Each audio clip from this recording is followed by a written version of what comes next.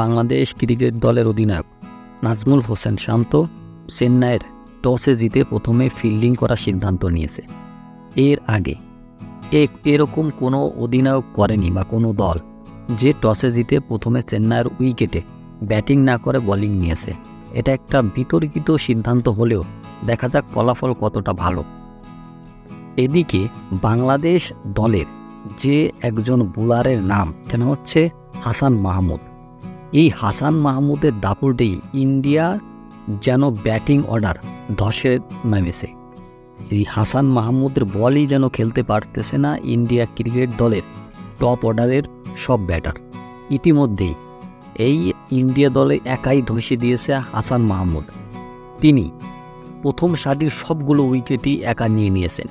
বিরাট কোহলি, রোহিত শর্মা, ঋষভ প্যান্টের মতো সব বাঘা বাঘা ব্যাটিংকে নাকানি সুবানি খাইয়েছে এই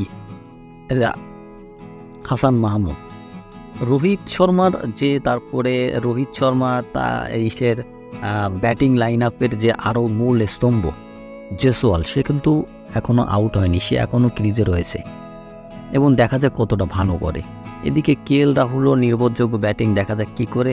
অপরদিকে বাংলাদেশের অন্য বোলার তাসকিন আহমেদও মোটামুটি ভালো বল করেছে। দেখে নেওয়া যাক বাংলাদেশের এই প্রথম টেস্টের একাদশটা কেমন ছিল।